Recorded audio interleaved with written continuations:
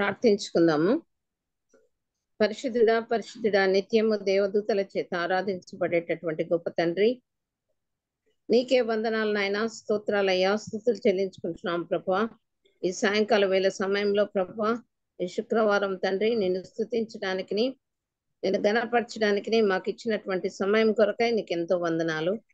మా Zoom meeting అంతట్లోనూ ప్రభా తండ్రి, నీ వాక్యాన్ని మేము ధ్యానించుచుండగా ప్రభా, నీ వాక్యాన్ని విని నీ వాక్యానుసారంగా నడుచుకునేటటువంటి భాగ్యం మాకందరికీ అనుగ్రహించమని, ఏవైనా తప్పులు దొర్లి ఉంటే క్షమించమని మా ప్రభువును అతి పరిశుద్ధ నామం అడిగి వేడుకొంచున్నాం తండ్రి. ఆమేన్. ఆమేన్. ఈరోజు యొక్క ధ్యానంలో శిలువ యొక్క విలువను, శిలువ యొక్క ప్రత్యేకతను గురించి మనం తెలుసుకుందాము. శిలువ అనేది మనకు ఏ విధంగా ప్రత్యేకంగా ఉంది అనే విషయాన్ని మనము ఇంతకాలము దేవుణ్ణి పుట్టుకను గురించి చదువుకున్నాము. ఇప్పుడు లెంట్ దినాల్లో శిలువను గురించి ధ్యానించుకుంటే చాలా మంచిగా ఉంటుందని ఈ విషయాన్ని మీకు తెలియజేస్తున్నాను. 1 కొరింథీకి రాసిన పత్రిక, 1 కొరింథీకి రాసిన మొదటి పత్రిక 1వ అధ్యాయము 17వ వచనము చదువుదాం. 1 కొరింథీ 1వ అధ్యాయము 17వ వచనము 18 వచనాలు. 17వ వచనంలో, బాప్తిసం ఇచ్చుటకు క్రీస్తు నన్ను పంపలేదు కానీ క్రీస్తు యొక్క శిలువ వ్యర్థం కాకుండానట్లు వాచాతుర్యం లేకుండా సువార్త ప్రకటించుటకే ఆయన నన్ను పంపెను. ఇక్కడ ఈ వాక్యంలో అపోస్తలుడైన పౌలు కొరింథీలకు రాసిన కొరింథీ సంఘానికి తెలియజేస్తున్నాడు, నేను మీకు బాప్తిసం ఇవ్వడానికి రావలేదు కానీ క్రీస్తు శిలువలో మరణించినాడు, శ్రమలు పడ్డాడు, మరణించినాడు, ఆరోహణమైనాడు పరలోకానికి. ఆ శిలువను వ్యర్థం కాకుండానట్లు, చాలా మంది శిలువ అంటే వ్యర్థముగా ప్రవర్తిస్తున్నారు. అంటే శిలువలో ఏముంది, ఆయన ఒక దొంగ కదా, పాపం చేసిన అతను, అందువలనే శిలువ వేసినారు కదా అని ఆ శిలువను వ్యర్థం కాకుండా ఉండడానికే, నేను సువార్త ప్రకటించడానికే నన్ను పంపినాడు యేసు ప్రభు అని తెలియజేస్తున్నాడు. మనము తర్వాత 18వ వచనానికి వచ్చినట్లయితే, 18వ వచనంలో శిలువను గూర్చిన వార్త నశించుచున్న వారికి వెర్రితనము గాని రక్షింపబడుచున్న మనకు దేవుని యొక్క శక్తి, దేవుని శక్తి. ఇక్కడ మొదటనేమో అపోస్తలుడైన పౌలు, నేను బాప్తిసం ఇవ్వడానికి రాలేదు కానీ శిలువ వ్యర్థం కాకుండా ఉండడానికే నేను మీకు సువార్తను ప్రకటించడానికి వచ్చానని తెలియజేస్తూ ముఖ్యమైన ఒక విషయాన్ని తెలియజేశాడు. ఏమనగా, శిలువను కూర్చిన వార్త,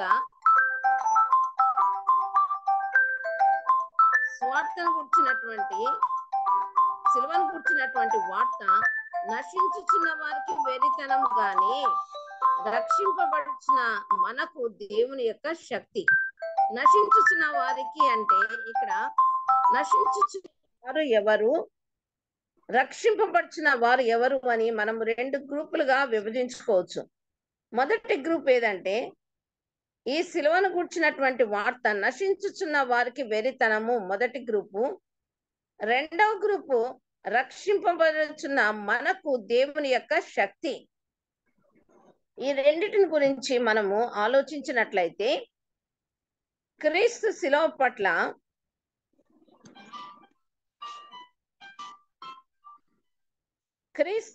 పట్ల మనుషులకు ఉన్న మనసత్వము, ఆలోచనలు ఏ గుంపుకు చెందుతాయో మనం చూసినట్లయితే, మొదటి గ్రూప్ ఏమో నశించిపోతున్నటువంటి ఉన్నవారు. ఈ నశించిపోతున్న ఉన్నవారిలో మనం ఒక్కసారి గమనించినట్లయితే, యోహాను సువార్త 3:16 మనము తీసినట్లయితే, యోహాను సువార్త యోహాను సువార్త 3:16 వచనము చదివినట్లయితే, దేవుడు లోకమును ఎంతో ప్రేమించెను కాగా ఆయన తన అద్వితీయ కుమారునిగా పుట్టిన వాని యందు విశ్వాసం ఉంచు ప్రతి వాడును నశింపక నిత్య జీవం పొందినట్లు ఆయనకు అనుగ్రహించెను. ఇక్కడ ఈ వాక్యాన్ని చూస్తే దేవుడు లోకమును ఎంతో ప్రేమించి తన అద్వితీయ కుమారుని అంటే యేసు ప్రభువును ఈ లోకానికి పంపించినాడు. ఎవరైతే విశ్వాసం ఉంచినటువంటి ప్రతి వాడును నశింపక నిత్య జీవం పొందాడు. అంటే నశింపనటువంటి వారికి, నశింపుచున్నటువంటి వారికైతే సిలువ అనేది వెర్రితనంగా ఉంటుంది. నశింపకుండా ఉండడానికి యేసు ప్రభు ఈ లోకానికి వచ్చినాడు. వారికి నిత్య జీవం పొందినట్లు ఆయనను అనుగ్రహించను.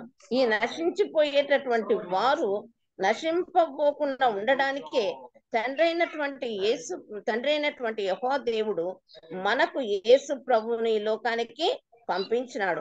నశించిపోతున్న వారిని నిత్య జీవము పొందుటకే యేసు క్రీస్తు ఈ లోకానికి వచ్చినాడు. మనం లూకాసు వార్త 19:10 చదివినట్లయితే, ఇంకొకసారి లూకాసు వార్త 19:10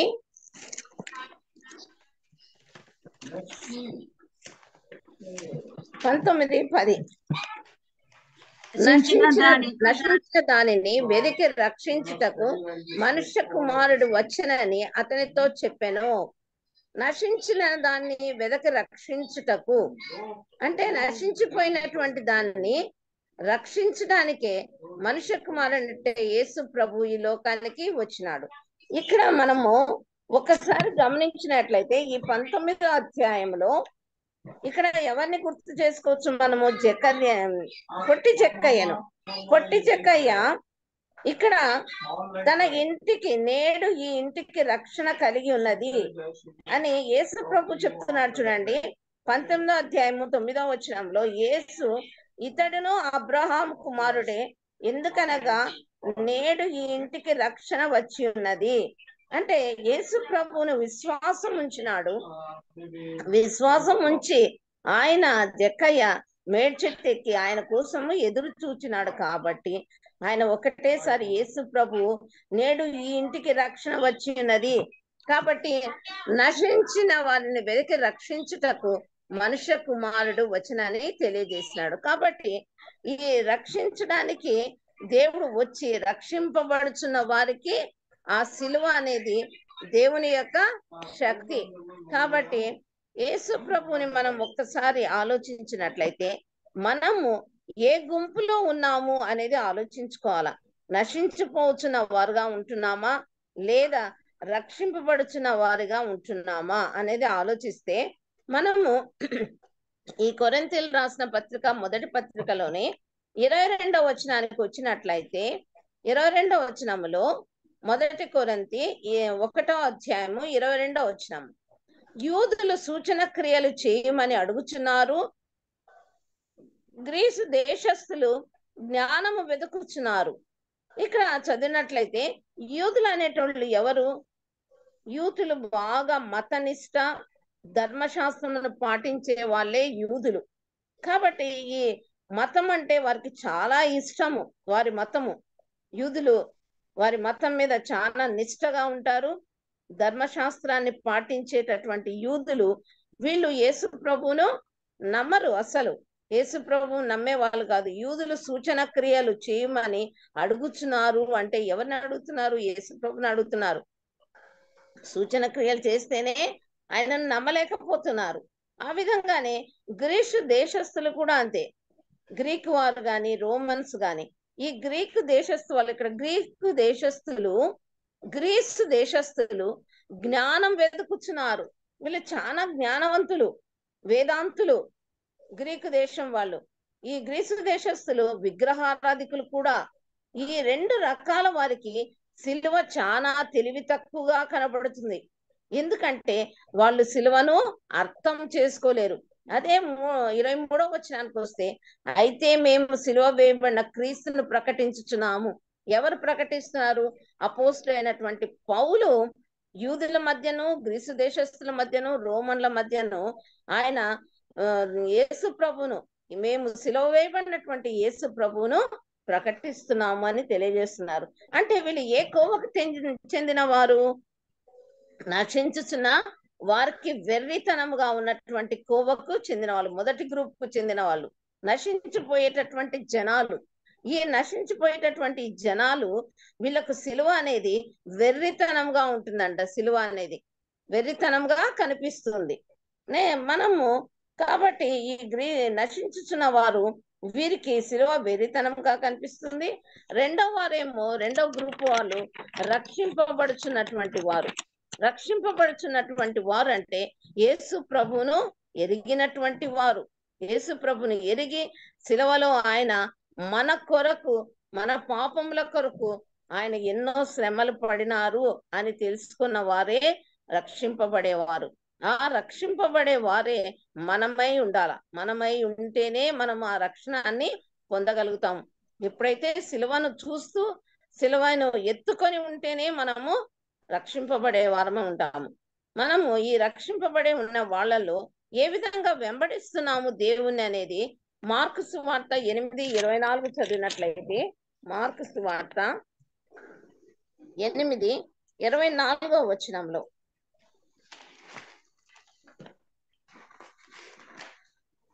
మార్కు సువార్త 8, వాడు కన్నులెత్తి మనుషులు నాకు కనబడుచున్నారు, వారు చెట్ల వల్లే నుండి నడుచుచున్నట్లుగా నాకు కనబడుచున్నారు అని. జ్యోతి మార్కు 8:24. 34 జ్యోతి. నన్ను వెంబడింపగోరువాడు తన్ను తాను ఉపేక్షించుకొని తన సిలువ ఎత్తుకొని నన్ను వెంబడింపవలెను. జ్యోతి వినిపిస్తుందా? వినిపిస్తుంది విమల, వినిపిస్తుంది. 34 వచనంలో లాస్ట్ పదం చూడండి. నన్ను వెంబడింపగోరువాడు తన్ను తాను ఉపేక్షించుకొని తన సిలువ ఎత్తుకొని నన్ను వెంబడించవలెను.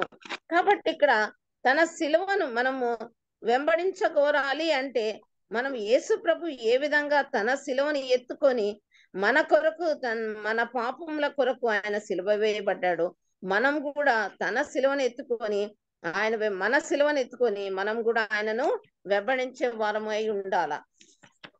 కాబట్టి యేసుక్రీస్తును వెంబడించాలి అంటే తను ఉపేక్షించుకొని సిలువ ఎత్తుకొని నన్ను వెంబడించమన్నాడు. కాబట్టి ఈనాడు మనం క్రీస్తుతో జీవించాలి అంటే ఆయన సిలువను, మన సిలువను కూడా ఎత్తుకొని జీవించాలి. సిలువ అంటే శ్రమ, అవమానాలు, నిందలు అన్ని భరించినటువంటి యేసు ప్రభు క్రీస్తు శ్రమలు పడి సిలువ మరణం పొంది తర్వాత ఆయన పునరుద్ధానమయ్యి, ఆ విధంగానే మనం కూడా పాపం విషయంలో చనిపోయి నీతి విషయంలో జీవించాలి. మనం ఏ విధంగా మన పాపాలను విషయంలో మనము చనిపోవాలి, చనిపోయిన తర్వాతనే నీతి విషయంలో మనము జీవించాలి. యేసు ప్రభు మనకు 2 ఆజ్ఞలను తెలియజేస్తున్నాడు సిలువలో. తన సిలువ మరణంలో 2 ఆజ్ఞలను మనకు తెలియజేస్తున్నాడు. సిలువలో ఆయన పలికినటువంటి 7 మాటలలో మొదటి 2 మాటలను ఒక్కసారి గమనించినట్లయితే, సిలువ అనేది అడ్డుకర్ర, నిలువుకర్ర ఉంది. నిలువుకర్రనేమో దైవత్యాన్ని తెలియజేస్తుంది, దైవత్వమును. అడ్డుకర్రనేమో నిన్ను వలె నీ పొరుగు వారిని ప్రేమించు అనే సత్యాన్ని తెలియజేస్తుంది. కాబట్టి యేసు ప్రభు తన సిలువలో తన మొదటి మాటలో ఏమని చెప్పినాడు? తండ్రి, వీరు ఏమి చేయుచున్నారో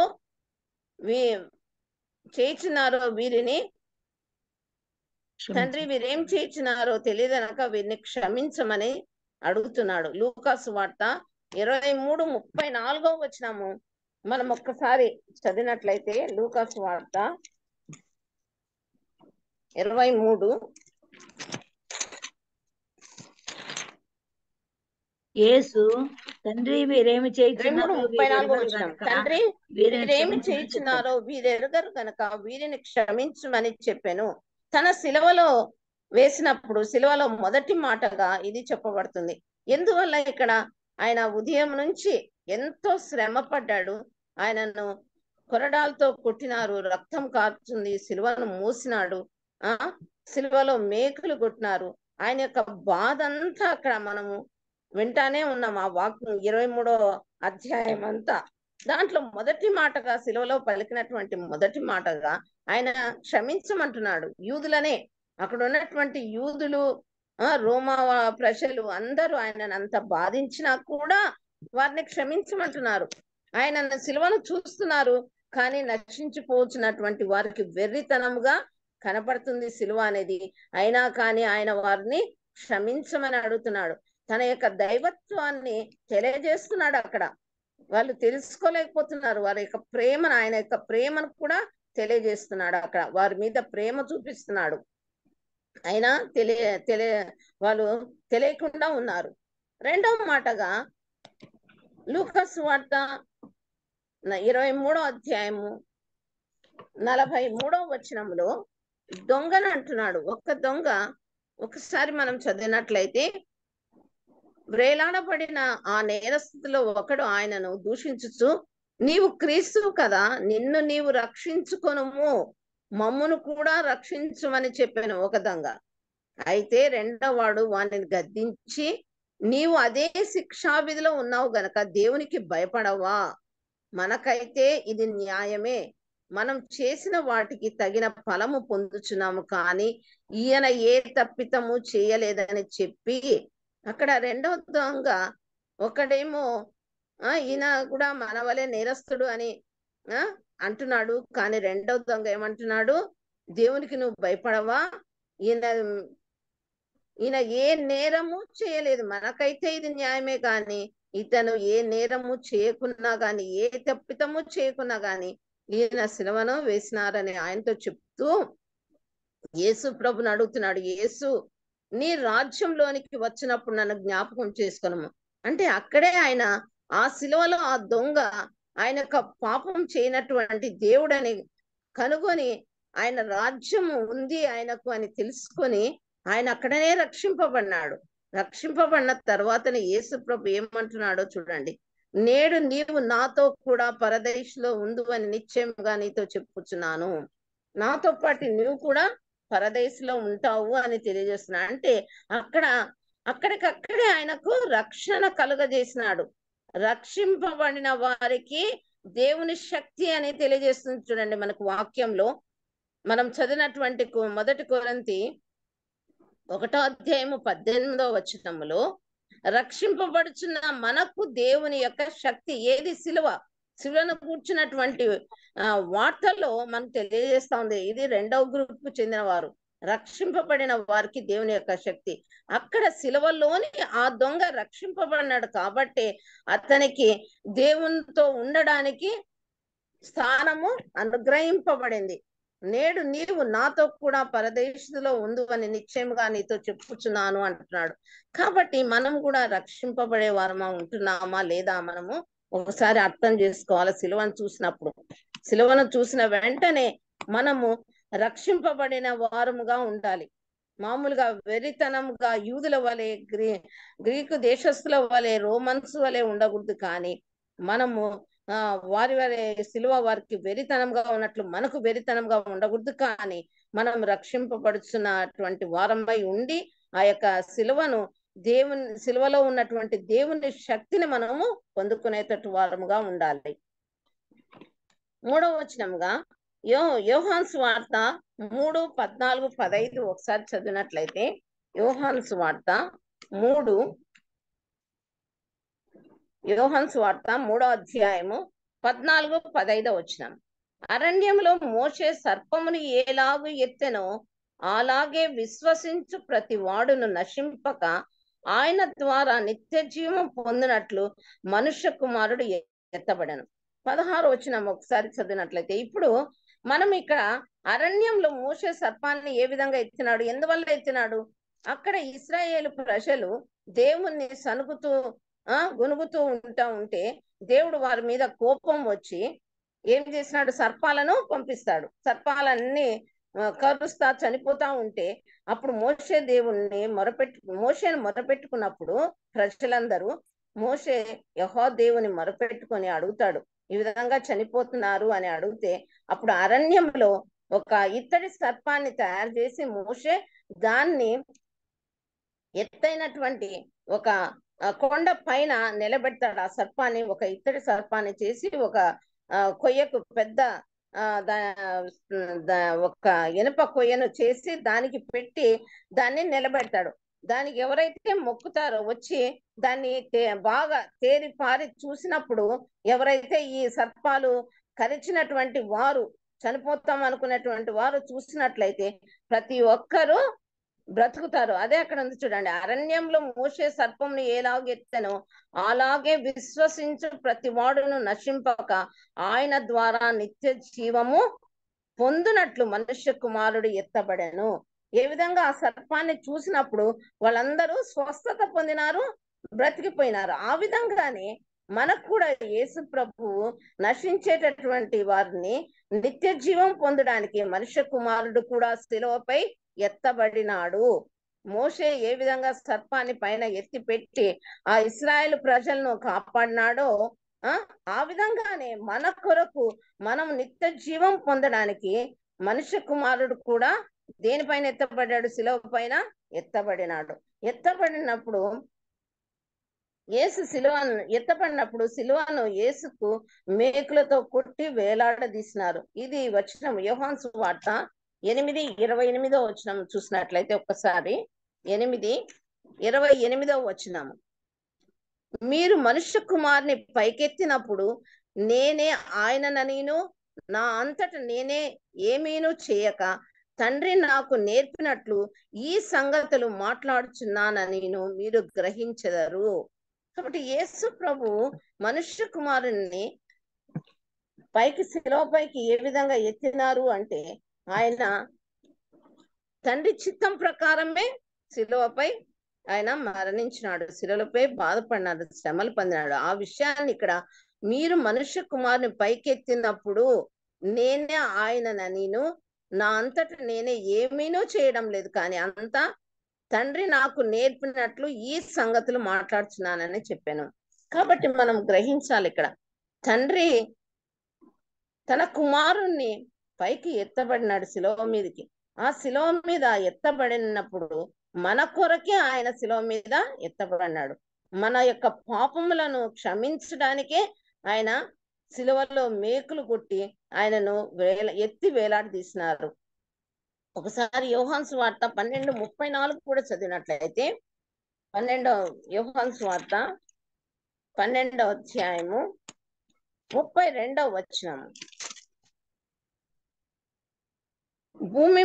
నేను భూమి మీద నుండి పైకెత్తబడిన ఎడల అందరినీ నా యొద్దకు ఆకర్షించుకొందునని చెప్పాను.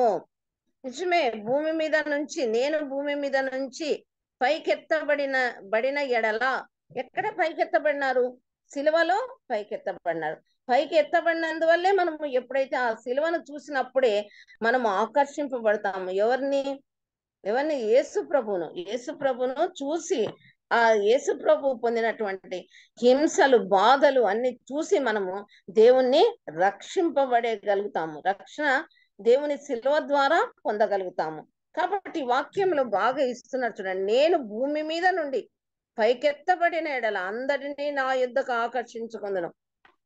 కాబట్టి శిలువ ద్వారానే మనకు రక్షణ అనేది దొరుకుతుంది అనేది మనం ఇక్కడ తెలుస్తుంది. కాబట్టి శిలువ పైన ఉన్న రక్షకుణ్ణి ఎప్పుడైతే మనము తేరి పార చూసి ధ్యానించి విశ్వాసం ఉంచిన మనము ఇప్పుడు మహిమా వైభవంలో ఉన్నటువంటి ఘన యేసుని చూస్తూ ఆయనను ఆరాధిస్తున్నాము. కాబట్టి మనము పాపంలోనే చనిపోయిన మనుషులము, పాపంలోనే చనిపోతున్నాము.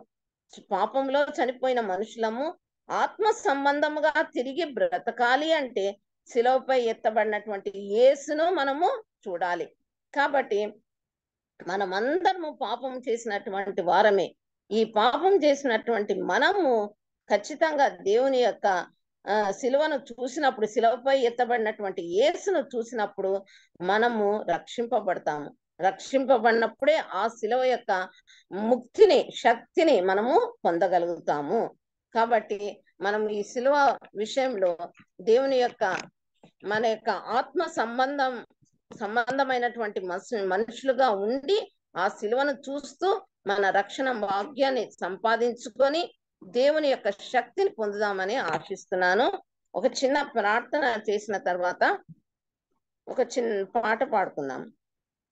యేసు ప్రభువా, అందరికీ బహిరంగంగా కనిపించేలా నిన్ను ఎత్తైన కొయ్యపై సిలువ వేశారు. విశ్వాస నేత్రాలతో నిన్ను నిదానించి చూచి నా పాప మరణ స్థితి నుండి విడుదల పొందులా నాకు సహాయము చెయ్యి. నాకును మాకును అందరికీ సహాయం చెయ్యి. ప్రస్తుతము నీవున్న మహిమ వైభవాన్ని మనోనేత్రాలతో వీక్షించే దృష్టి ప్రసాదించుము. రక్షింపబడుచున్నటువంటి మాకు అందరికీ దేవుని కీర్తిని నీ శిలువ ద్వారా ప్రసాదించమని వేడుకొంచున్నాము. ఆమేన్. ఆమేన్. 195 దావీదు కీర్తనలో మొదటి వచనము 1-2 వచనాలు, పల్లవి 1-2 వచనాలు చదువుకుందాం, పాడుకుందాము.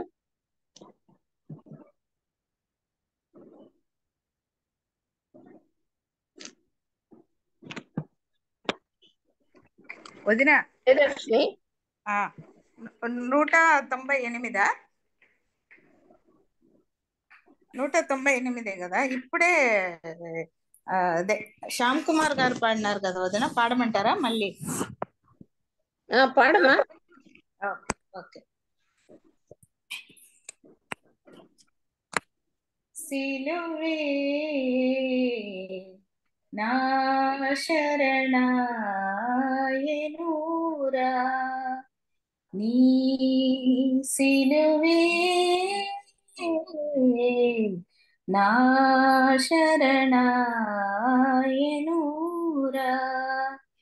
సిలువయందే ముక్తి బలము జూచితిరా,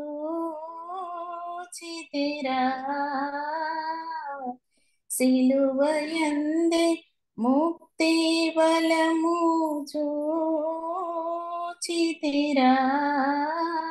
నీ సిలువే నా శరణాయనురా, సిలువను వ్రాలిసు పలికిన పలుకులందు, సిలువను వ్రాలిసు పలికిన పలుకులందు, విలువలేని ప్రేమామృతము బ్రోలితిరా,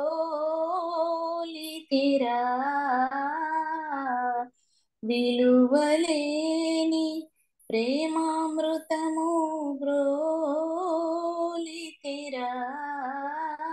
నీ సిలువే నా శరణాయనురా, సిలువను జూచు కొలది శిల సమానమైన మనసు, సిలువను జూచు కొలది శిల సమానమైన మనసు, నలిగి కరిగి నీరగుచున్నదిరా,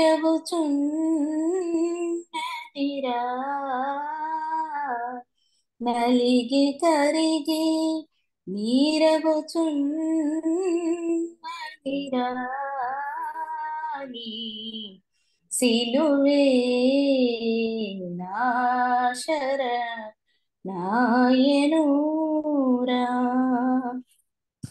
praise the lord. Okay Jyothi.